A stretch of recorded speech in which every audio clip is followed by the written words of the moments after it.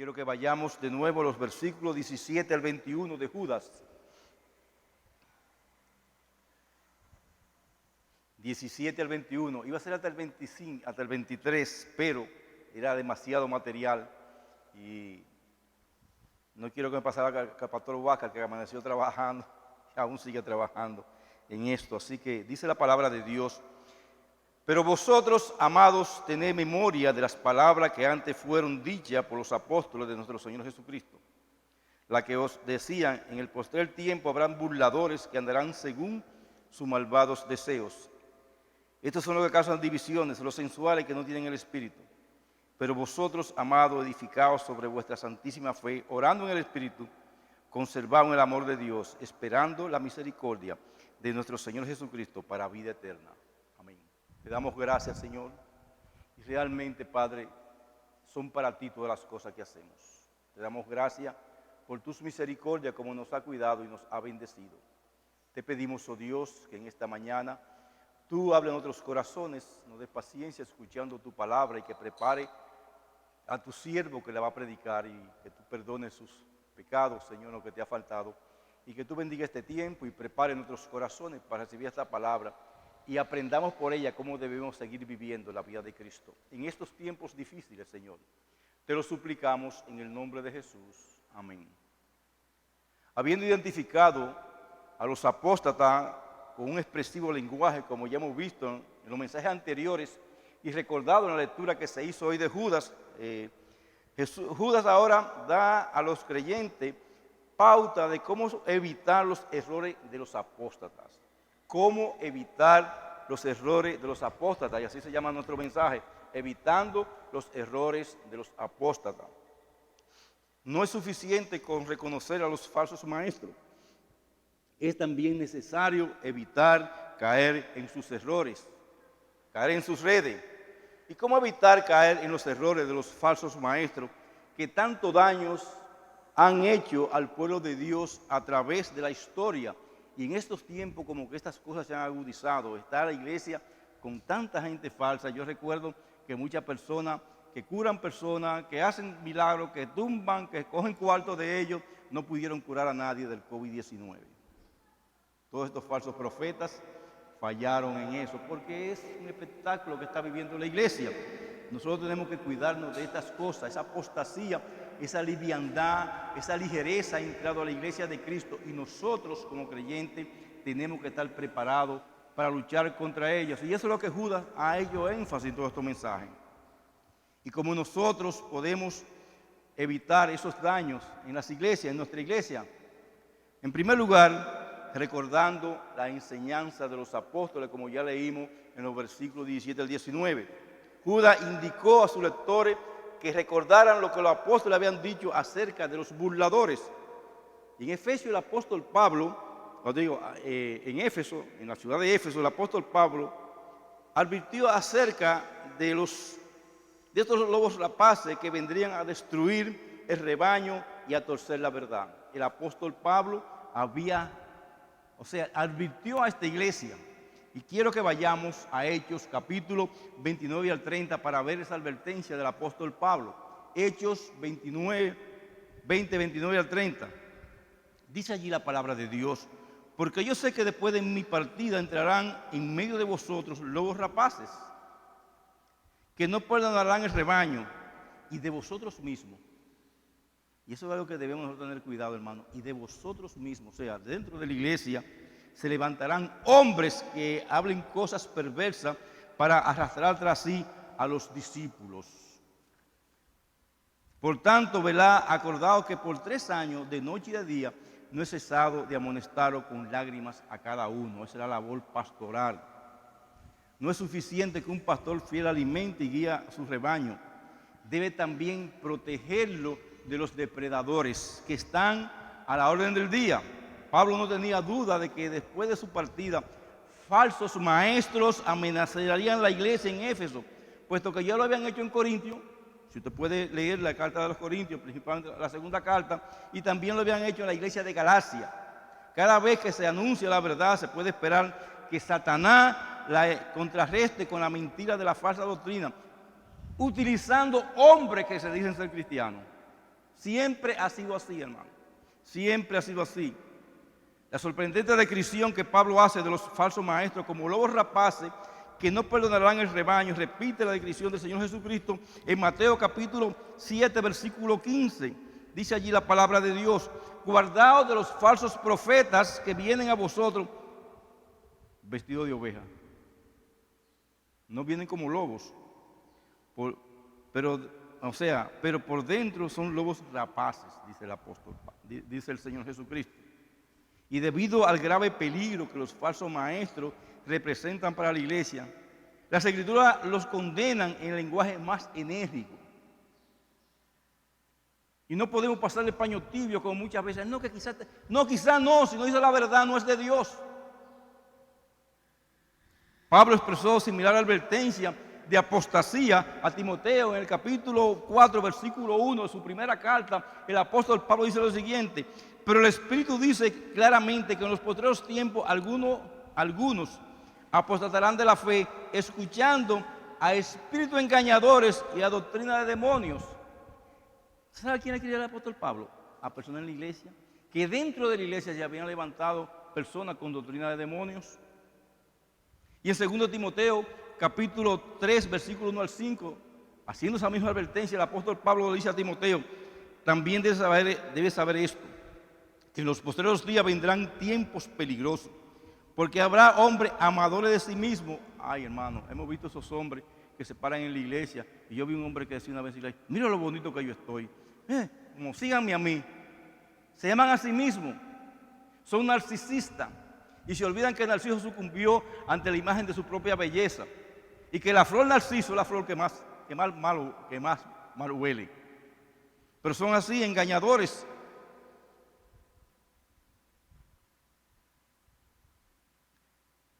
Porque habrá hombres amadores de sí mismos, avaros, vanagloriosos, soberbios, blasfemos, desobedientes a los padres, ingratos, impíos, sin afecto natural, implacables, calumniadores, interpretantes, crueles, aborrecedores de lo bueno, traidores impetuosos, infatuados, amadores más de los deleites que de Dios. Y aquí viene un problema, hermano, que tendrán apariencia de piedad, pero con su forma de vida negarán la eficacia de la misma. A esto evita, dice el apóstol Pablo.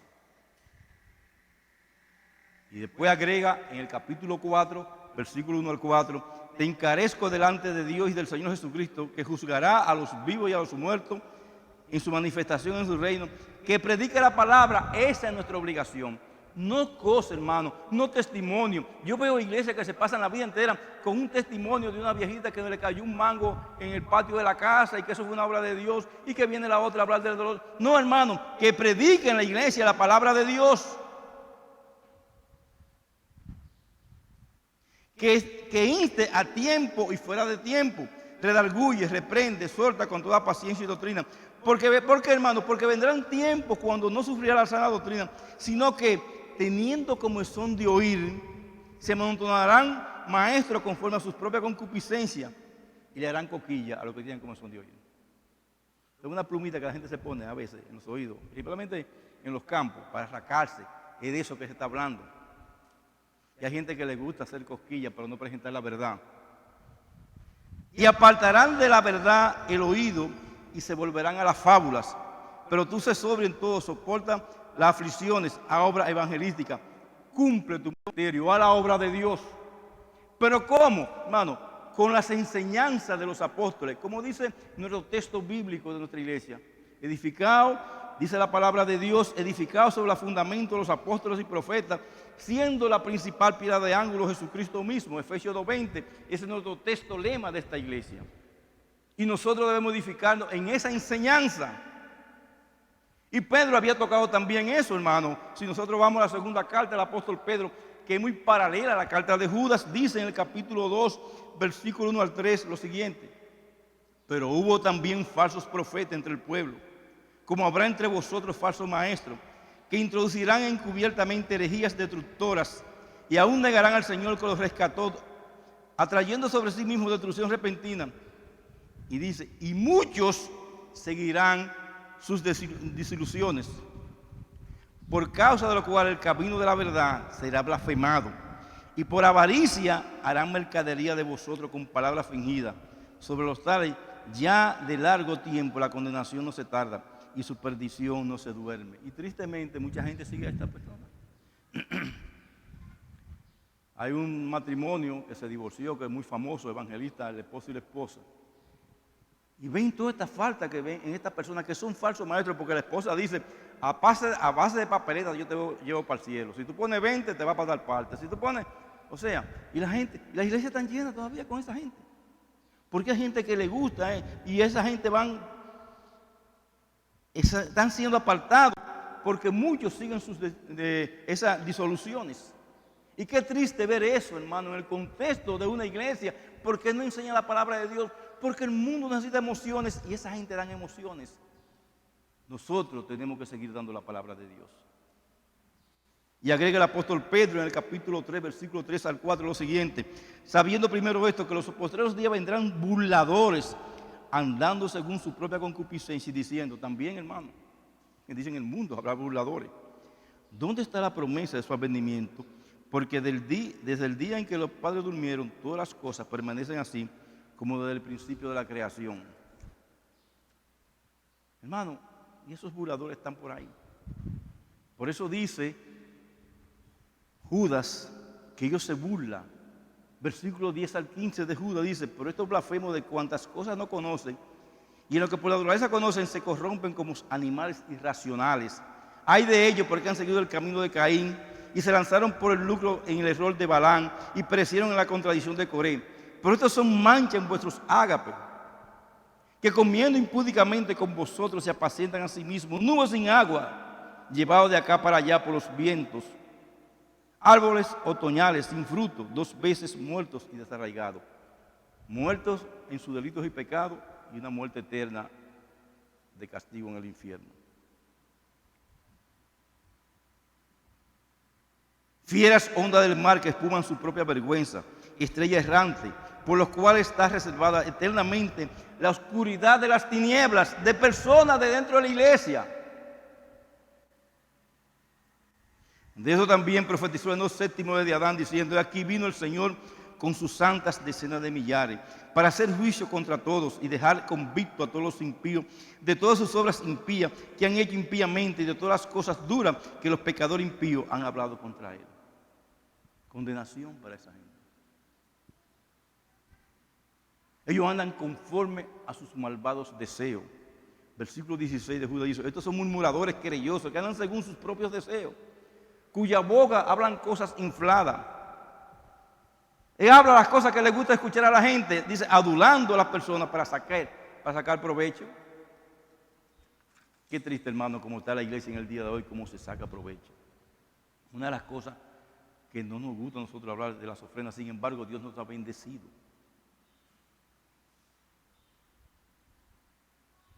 Y estos buscan causar división entre los creyentes. Y es obvio, hermano, que tales hombres no tienen el Espíritu de Dios.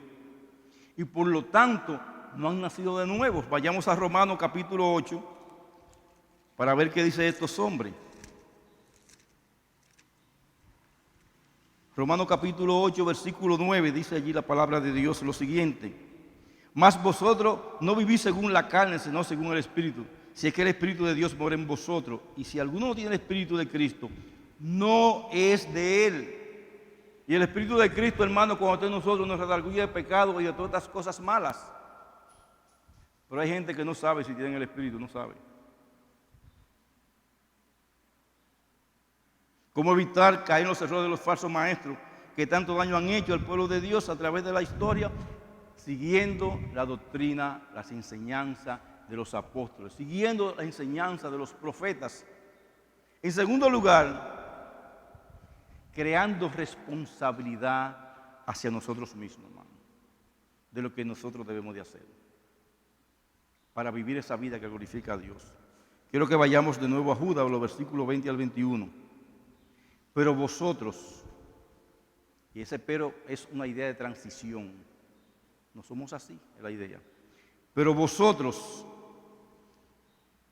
dice allí la palabra de Dios, amados, edificados sobre vuestra santísima fe, orando en el Espíritu Santo, conservados en el amor de Dios, esperando la misericordia de nuestro Señor Jesucristo para vida eterna. La mejor manera de comenzar este punto es recordándonos a nosotros mismos que Dios nos creó para estar activos. No podemos ser creyentes sentados en un banco o en una silla. Tenemos manos y pies, tenemos ojos para ver lo que hay que hacer y oído y lengua con la que nos comunicamos con Dios o para comunicarnos también con los demás. Dios, por tanto, ha concebido a los hombres y a las mujeres para hacer cosas. Y ser cristiano no significa ser un espectador. No podemos ser simples espectadores en la iglesia que nos sentemos domingo tras domingo a escuchar mensajes. No podemos convertirnos en como mensaje, hermano. Pero vivimos en una era a la que se nos anima a ser espectadores solamente. Nos sentamos frente al televisor para que nos entretengan. Y resulta tratar y tentador de ir a la iglesia los domingos para no sentarnos igual que como nos sentamos en un televisor. Ser simples espectadores. No es para eso que estamos aquí, hermano. En realidad eso es todo lo contrario a lo que debe ser las reuniones cristianas. Estar en la iglesia debería prepararnos de verdad para la acción durante la semana siguiente. El cristianismo no es para espectadores. Es una fe activa que nos anima a levantarnos y a actuar. El Señor Jesucristo no solamente llamó a sus discípulos a seguirle, enseguida le encomendó su propia misión de manera que pudieran aprender a estar firmes y llevar a cabo la obra tras su partida. Los discípulos del Señor no se quedaron, los apóstoles no se quedaron tranquilos de manos sentadas. ¿Y ahora qué vamos a hacer? No. El Señor les encomendó una obra, ir por todo el mundo y predicar el Evangelio. Ellos sabían que eso era una obligación de ellos para ellos cumplir. Y nosotros tenemos que pensar de la misma manera que los apóstoles. Ahora aquí en los versículos 20 y 21 hay 4 verbos clave que nos muestran cómo tomar responsabilidad y crecer en madurez. Y las palabras son las siguientes: edificar, orar, conservar, esperar. Edificado sobre vuestra santísima fe, orando en el Espíritu, conservado en el amor de Dios, esperando la misericordia de nuestro Señor Jesucristo para vida eterna. Y vamos a analizar, hermanos, estos 4 verbos que están aquí. El primer verbo que aparece es edificar. ¿Cuál es la verdadera responsabilidad hacia nosotros mismos? Tú y yo tenemos que ser edificados sobre vuestra santísima fe, dice el versículo 20. Evidentemente, la santísima fe que Judas habla es el Evangelio, ese cuerpo de verdades a la que Judas nos llama a contender contra las herejías de los falsos maestros. Es a eso, hermano. Sobre ese contenido, con esa doctrina de la palabra de Dios. A eso se denomina santísima fe. Por 2 razones se denomina santísima fe. 2 razones hay. Primero, era a causa de su origen. Esa verdad no ha sido enseñada por persona. La verdad que nosotros enseñamos procede de Dios, el Espíritu Santo. Son las buenas noticias que el Dios Santo ha revelado, que nunca podríamos habernos inventado. Ni siquiera las personas más inteligentes del mundo podrían haber hecho esto. Procede del cielo. Se trata de la fe dada a los santos. Todo el conjunto de enseñanza de la palabra de Dios nos fue dada por Dios a nosotros. En segundo lugar, este cuerpo de verdad se conoce como vuestra fe. Es la verdad que evoca fe y confianza en Jesucristo. Y cuando ponemos nuestra fe y confianza en Él, cambia nuestra vida y nos limpia. Aquí es santísima fe porque procede de Dios y por causa de sus resultados. Es santo porque viene de Dios y hace a los hombres santos, y hace a los siervos santos, y hace a las mujeres santas, la palabra de Dios. Y la mejor manera de conservarnos frente a la falsa enseñanza es estar bien informado con verdadera enseñanza, con la palabra de Dios. No podemos salirnos del libro, hermano. No podemos.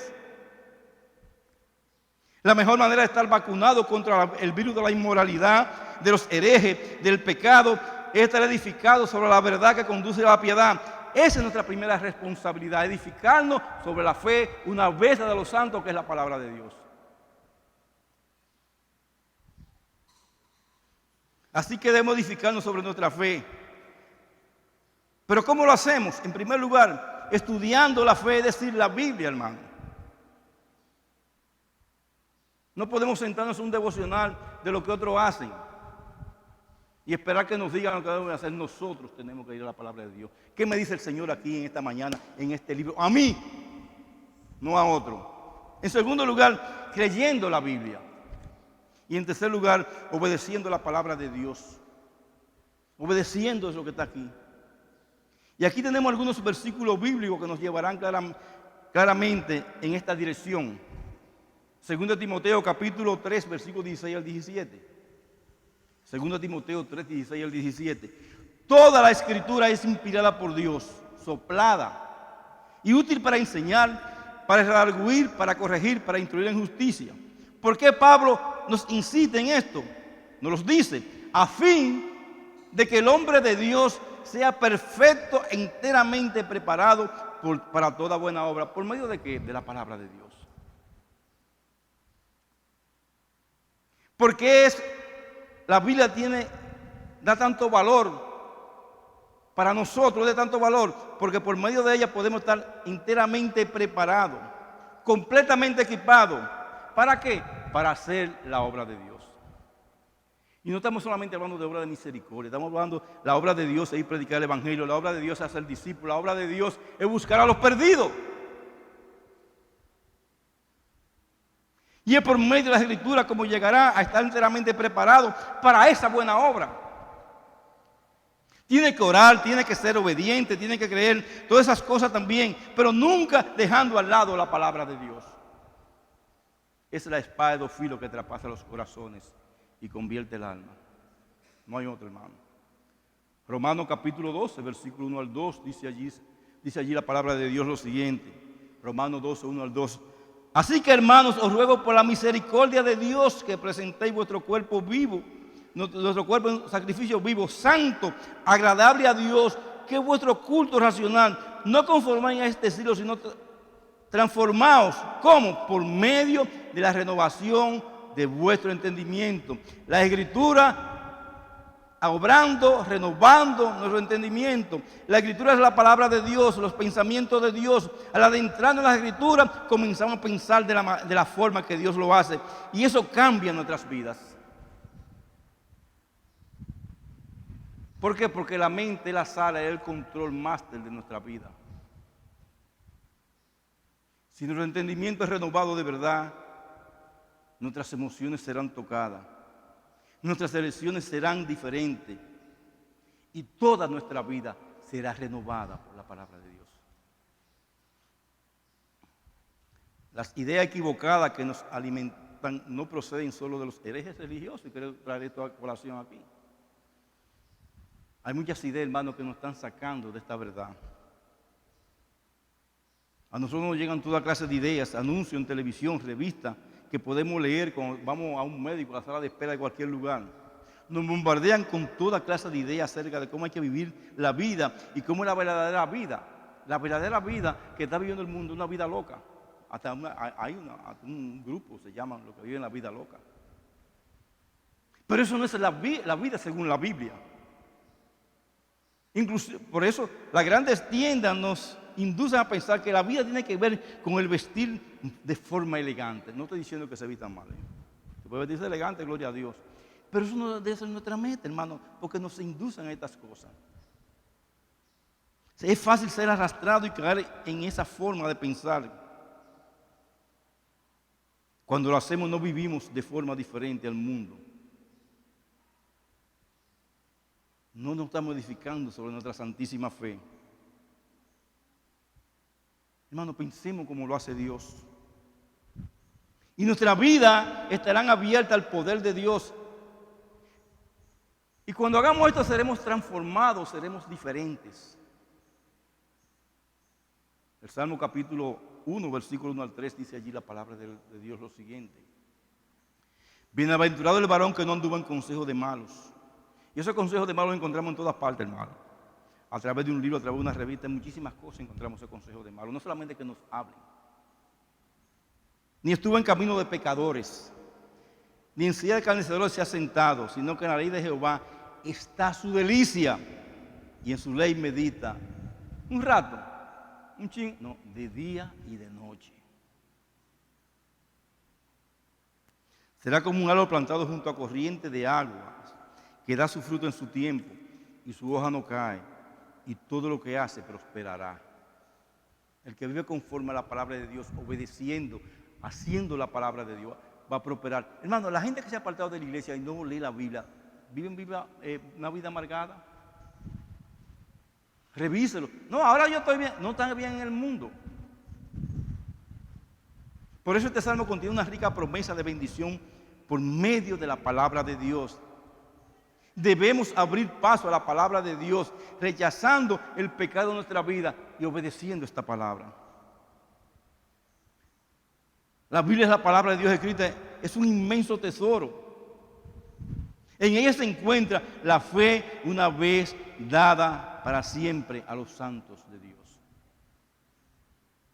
Si Judas hubiese vivido en nuestros tiempos, con tanto acceso que tenemos a la Biblia, tenemos 17 versiones en español fáciles de nosotros. Muchos de ustedes tienen más de 2 versiones. La de Scofield, la de Reformada, la que sé yo aquí. O sea, tenemos tanto acceso a la palabra de Dios, hermano. Si Judas hubiese vivido en estos tiempos, no hubiese dicho, mira, ocúpate de leer una de las Biblias que tú tienes. Obedecerla. ¿Para qué? Para que sea edificado en nuestra santísima fe. Es su responsabilidad. Yo no puedo hacerlo por vosotros, dice Judas. Lo único que puedo hacer es soltarlo. Solo nosotros tenemos que hacer lo que se nos manda hacer. Por eso dice Colosenses capítulo 3, que la palabra de Dios abunde en nosotros. Que nos llene, que nos vista. Por eso, hermano, edifiquemos en esta santísima fe, que es la palabra de Dios. En segundo lugar, otro de los elementos que tenemos es el orar. Dice el versículo 20, orando en el Espíritu Santo. En primer lugar, examinaremos en detalle qué significa esto en realidad. Debo preguntarte, aquí, antes de seguir hacia adelante, ¿eres una persona que ora? ¿Hay un tiempo durante el día cuando busca a Dios en oración? ¿O no eres en absoluto alguien que ora? Quizás eres uno de los que vienen a la iglesia el domingo y con eso te basta.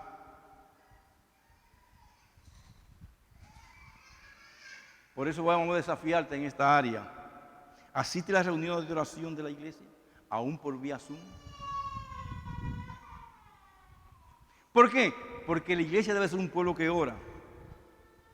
Las personas que no oran son ateos en la práctica.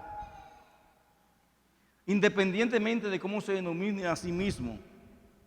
Las iglesias que no oran son organizaciones seculares independientes de lo que digan en sus bases doctrinales. Judas nos desafía a orar en el contexto de los peligros de la falsa enseñanza. Detrás de la falsa enseñanza hay un gran mentiroso, Satanás mismo, hermano. Y no podemos vencer a los poderes de las tinieblas con nuestra propia fuerza, por muy inteligente teológicamente que nos creamos. Por tanto, tenemos que orar. La oración no siempre es fácil, pero debemos entregarnos a ella. Y somos llamados a orar, no en nuestras fuerzas, sino en el Espíritu. Y orar en el Espíritu Santo, no como creen algunos, es orar hablando en lengua, sino el orar de los corazones y almas que son abatidas, iluminadas y llenas con el Espíritu Santo.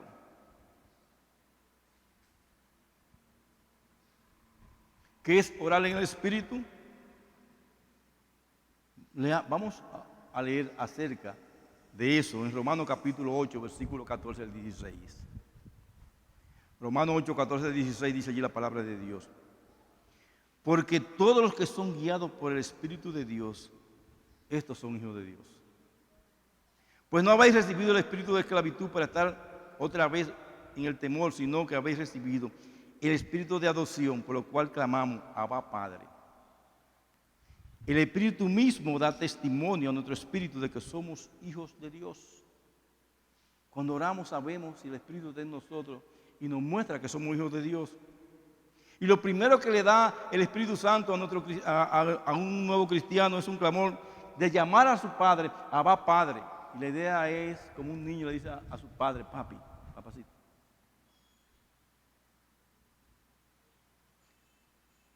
Le decimos, Padre, te necesito, Padre, tú eres mi Padre.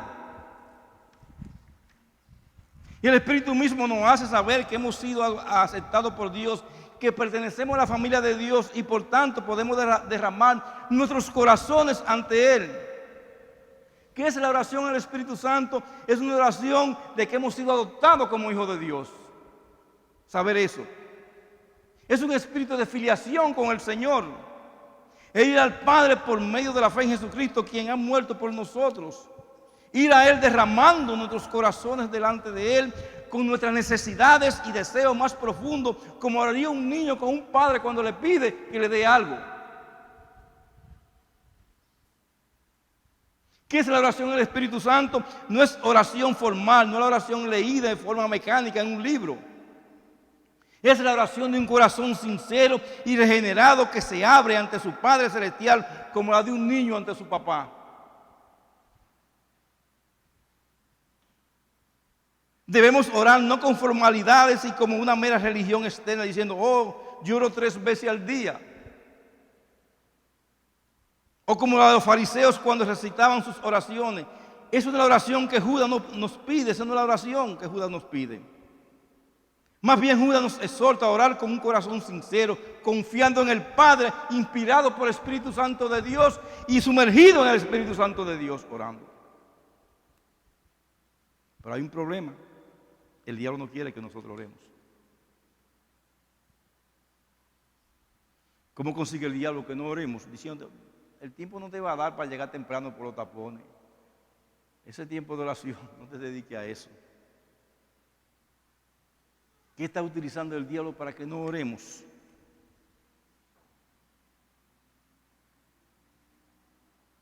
Cualquier cosa, hermano, que interrumpa nuestra comunión con Dios. Pero somos los edificadores, también somos personas que oran. Nuestra lucha no es contra sangre y carne, sino contra principados y potestades de maldad en las regiones celestes. Tenemos que participar en esa batalla espiritual y en la oración en el Espíritu para poder ver a Dios obrando. No seamos espectadores tampoco en la oración. No sea de los que se limitan a sentarse en los bancos domingo y después salen y no hacen nada más. Participa, ora. Hay tantas cosas por las cuales orar. Si tú coges la lista de la iglesia o haces tu propia lista, te vas a dar cuenta por cuántas cosas hay que orar.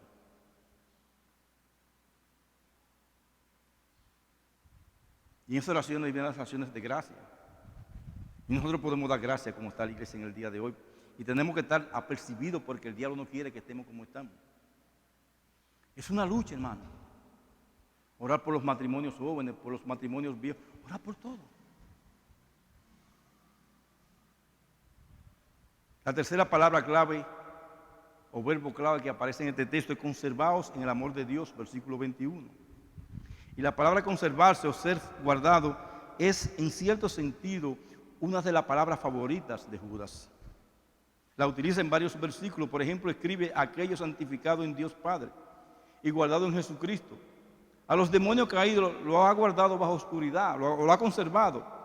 Cristo el Señor es poderoso para guardar su caída, dice el versículo 24. El tema de conservarse o de ser guardado se lee varias veces en Judas. Y ahora Judas nos dice conservaos en el amor de Dios.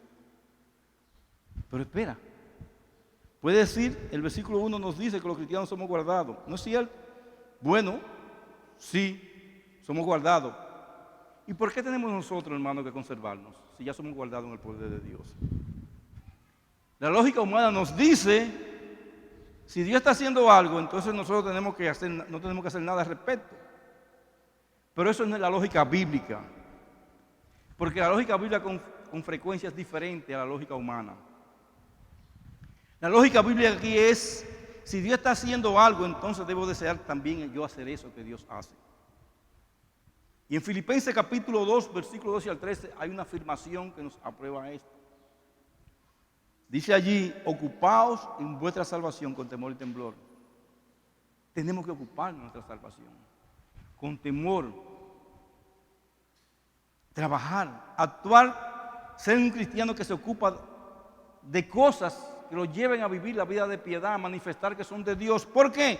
Porque Dios es el que pone en vosotros, o que produce en vosotros, así el querer como el hacer, por su buena voluntad. La lógica humana diría, si Dios lo está haciendo, ¿por qué tengo que hacerlo yo? Pero esa es la lógica humana. La lógica bíblica no se contrapone a la soberanía de Dios, ni contrapone la soberanía de Dios con una responsabilidad humana, como decía Spurgeon. Es como los rieles de un tren. De un lado está la soberanía de Dios, del otro lado está la responsabilidad humana. Por lo tanto, tengo que ocuparme de mi salvación, porque Dios está obrando en mí. Si Dios me está guardando, entonces Judas tiene plena razón al decir que debemos conservarnos en el amor de Dios, permanecer en el amor de Dios. El que persevera hasta el fin, este muestra que fue salvo. ¿Cómo nos conservamos en el amor de Dios? Para comprender esto, vayamos a Juan capítulo 15. Allí encontramos la parábola que utiliza el Señor acerca de lo que Él es la vid y nosotros somos los pámpanos. Estamos en Él como pámpano en la vid. Y así obtenemos nuestra vida de Él, si permanecemos en Él, si estamos unidos a Él. En Juan capítulo 15, versículo 9 al 10 dice allí lo siguiente: como el Padre me ha amado, así también yo os he amado. Permaneced en mí. Si guardáis mis mandamientos, permaneceré en mi amor, así como yo he guardado los mandamientos de mi Padre y permanezco en su amor. Muestra de que soy un creyente, obedeciendo la palabra de Dios. Así permanezco en Cristo. Este versículo responde a nuestra pregunta: ¿cómo nos conservamos en el amor de Dios? Obedeciendo a Dios y a lo que se nos ha dicho por medio de su Hijo, el Señor Jesucristo.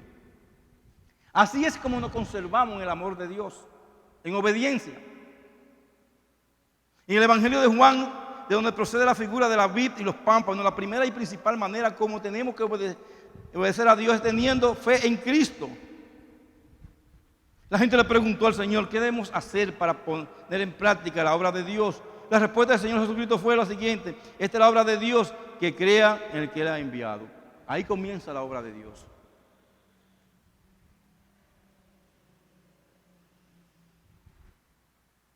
Pero la inmoralidad que los falsos maestros están tratando o enseñando en el pueblo, en la iglesia, solo puede acarrear el castigo de Dios.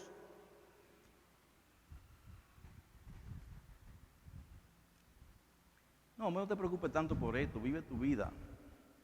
Ven a la iglesia y trae tu... Hermano, no. Conservamos el camino del amor de Dios, allí encontraremos la bendición del Señor. Caminando con Dios.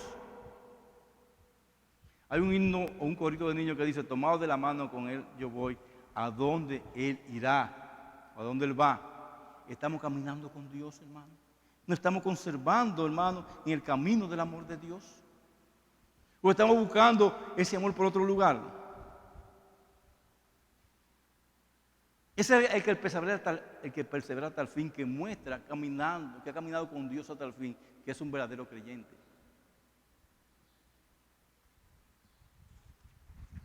En cuarto lugar, somos llamados a esperar. Tenemos que edificar, orar, conservarnos y ahora esperando la misericordia de nuestro Señor Jesucristo para vida eterna, versículo 21. Tenemos que conservarnos esperando la segunda venida, manteniendo nuestros ojos fijos en Cristo, esperando en Él. Puestos los ojos en Jesús, que Él va a ser el consumador de nuestra fe.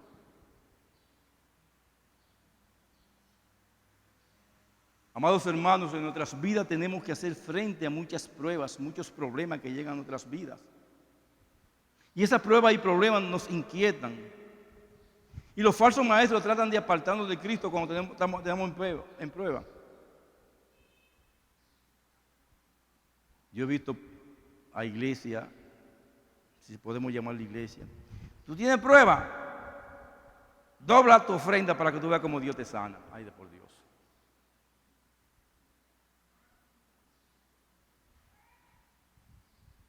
Hermano, no debemos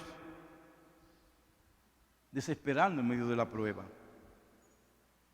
Tenemos que esperar. A veces ocurren cosas terribles en la vida de las personas y estas son tentadas de decir, bueno, yo está bien, he intentado ser cristiano y ahora que el Señor ha permitido que me ocurran esto, lo voy a dejar, no voy a estar más.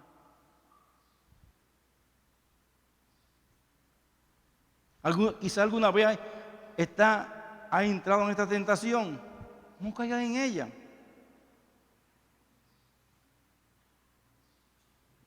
He escuchado prédica también triste, si podemos llamarle prédica. Olvídate de cargar una cruz, eso es en otro tiempo. Nosotros te ofrecemos en esta iglesia salud y te quitamos la cruz nosotros. No, dice Judas, no dejéis engañar, esperar en el Señor, en medio de la prueba. Sobre todo debemos esperar su venida en medio de las circunstancias difíciles que estamos viviendo. Hermano, pensemos en José, el hombre fiel en el Antiguo Testamento. Pensemos en lo que ocurrió con este hombre. Sus hermanos se volvieron contra él. Fue vendido como un esclavo. Cuando estaba allí como un esclavo, una mujer malvada se enamoró de él y porque él no quiso, para obedecer a Dios, estar con ella, lo culpó y lo metieron en la cárcel. Lo culpó de un intento de violación. Salió en todos los Twitter, en todas las cosas, en las redes sociales en esos tiempos. Porque ahora sale todo en las redes sociales. Ahora nos enteramos que Rusia va a invadir Haití. Fue enviado a prisión, se consumió en ella durante años. Interpretó el sueño de un amigo, pero cuando ese amigo salió de la prisión, se olvidó por completo de José. Se dice que pasó 30 años en eso, hermano. Y qué fácil habría sido que José dijera, ya está bien, he tratado de confiar en el Señor, pero mira todo lo que me está pasando. ¿De qué me ha servido confiar en el Señor en medio de todas estas cosas? Pero por supuesto Dios tenía su mano en todo esto. Y aún a través de la dolorosa experiencia estaba realizando un plan maravilloso para devolver a José aquella situación de gran bendición, no solo por él mismo, sino para toda la familia y para toda la tierra conocida en ese tiempo. Ese hombre, después de durar 30 y pico de años con todo este sufrimiento, Dios lo sacó de la cárcel de una manera milagrosa y lo hizo primer ministro del imperio más grande de ese tiempo. Él esperó. José esperó y en medio de la prueba no se apartó de Dios y fue bendecido. Esperó y se aferró a Él, aún en medio de las cosas que no podía comprender. Yo no entiendo esto. Y a nosotros se nos dice que esperemos de esa misma manera. Puede que estemos en medio de toda clase de problemas en nuestras vidas personales, en nuestra vida familiar, en nuestra iglesia, pero debemos esperar en la misericordia de nuestro Señor Jesucristo, que nos va a llevar, hermano, por un camino correcto y a la vida eterna. Hay algo por lo que merece la pena esperar. El mundo lo quiere todo, ahora mismo. Nosotros tenemos que esperar. Tiene problemas y tribulación ahora en el mundo. Lo mismo que pasó nuestro Señor Jesucristo. Pero espera, el Señor Jesucristo fue varón de dolores, experimentado en quebranto y esperó, fue a la cruz y murió, pero resucitó y ahora está en la gloria. Así con nosotros, hermano. Y Él dijo, traeré de nuevo el cielo, así que espérame. Los falsos maestros ofrecían los placeres del pecado que dura poco tiempo, pero van a acabar siendo destruidos. Y Judas nos dice que esperemos y que esperemos al Señor. Y le voy a decir una cosa, hermano. El mundo está para que el Señor venga en cualquier momento. ¿Estamos esperando? Podemos decir nosotros, Maranatha, o ven Señor Jesús.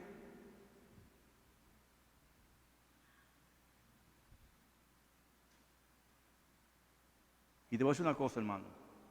Esa espera será recompensada con una vida eterna y de gozo. Quizá en la tierra no tendremos tanto gozo, y sin embargo, mire cómo estamos. Tranquilos, siendo bendecidos. Pero quizá no el gozo que nosotros esperamos, pero en el cielo, lo que espera en el Señor, tendrán nueva tierra, tendrán un nuevo cielo, tendrán una ciudad celestial y la presencia misma de Cristo. Esperemos en el Señor. Entonces, hermano, ¿cómo vencemos lo falso? En primer lugar, recordando la enseñanza de los apóstoles, obedeciendo su palabra, siendo edificados sobre el fundamento de los apóstoles y profetas, siendo Jesucristo la principal piedra de ángulo. En segundo lugar, trabajando con nuestras vidas, hay una responsabilidad nuestra.